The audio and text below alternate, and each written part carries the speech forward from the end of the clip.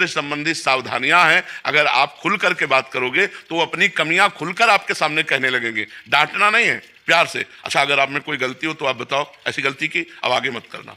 अगर तुम्हारा मन कहे तो हमसे बात कर लेना, हम आपको समझाएंगे, लेकिन गलत मत करना। अब जैसे अगर भय है कि पापा से कहेंगे तो काट डालेंगे, ऐसे नहीं वचन उच्चारना चाहिए। तो गलत तो होगा ही, लेकिन आपको पता नहीं चले पाएगा और वो बहुत गलत हो जाएगा। उचित यह है कि अगर तुमसे गलती हुई तो हम तुम्हारा सहयोग देंगे, हमको बताना, हम तुम्हारे सहयोग में। तो बच्चे एक खुले हो जाएंगे आपसे और आपको अपनी कमी बता देंगे, तो जिन कमियों से आप उनको बचा सकते हैं। नहीं, आज हमारा जो वातावरण है ना, सब अपने में बिजी हैं, माता पिता अपने में बिजी हैं, बच्चे अपने में बिजी हैं, तो कोई किसी को समझा नहीं रहा है और अध्यात्म का मार्ग गुप्त होता जा रहा है, क्योंकि किसी को फुर्सत नहीं कि शास्त्र पढ़े, किसी को फुर्सत नहीं संत महात्माओं के पास जाकर बैठे। कोई बिरले भाग्यवान ऐसे हैं जो संत समागम कर रहे हैं। अब वो और उनका परिवार निश्चित परिवर्तित होगा। जो संत समागम कर रहे हैं, जो शास्त्र स्वाध्याय कर रहे हैं, वो कुछ ना कुछ तो आचरण बदलेंगे और अपने परिवार को संभालेंगे। लेकिन जहां सत्संग ही नहीं है, अब इतना मोबाइल बिजी किए कि शास्त्र पढ़ने का समय कहाँ रह गया है।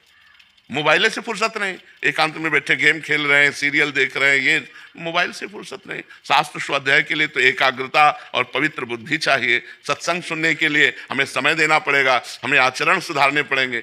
कई ऐसे लोग बताए कि हमारे मित्र आपके पास नहीं आते डर के, बोले जो जाएंगे तो बाबा शराब छुड़वा देगा, बाबा मांस छुड़वा देगा, वो हम छोड़ नहीं सकते। तो छोड़ना तो पड़ेगा, शरीर भी आज नहीं तो कल ये शरीर भी तो छूटेगा, पर शरीर रहते हुए छोड़ दो तो अच्छे आदमी बन जाओगे। दूसरों का मांस खा रहे हो तो दूसरों को पीड़ा नहीं पहुंचा रहे, ये पीड़ा जब एकत्रित होगी तो तुम्हें पहुंचेगी। होश में उनको जला रहे हो तो काल तुम्हें जलाएगा, उनको काट रहे हो तो काल तुम्हें काटेगा।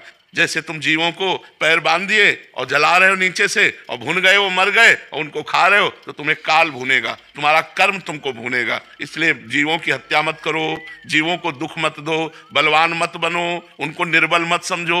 सुनेरी मैंने निर्बल के बलराम, जब भगवान तुम्हारी तरफ कोप दृष्टि से देखेंगे तो मिटिया मेट हो जाओगे। इसलिए सब पर दया करो, अच्छे आचरण करो तो तुम्हारा मंगल हो जाए। श्री हरिवंश महाराज जी, क्या गुरुजनों और संत जनों की कुछ लीलाएं महाराज जी ऐसी होती हैं कि जो दिखता है वो नहीं होती, जो होता है वो दिखता नहीं? हाँ, तो महाराज जी ऐसी परम मंगल में कल्याणकारी हैं, बट साधक को कैसे चलना चाहिए महाराज जी उस पर?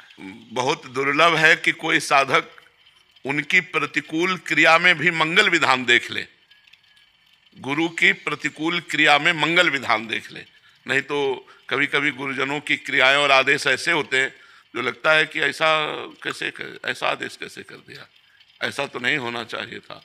अब जैसे शिवाजी गए समर्थ गुरु रामदास जी के पास दीक्षा लेने के लिए, तो उन्होंने कहा हमारा पेट बहुत दर्द कर रहा है आज तो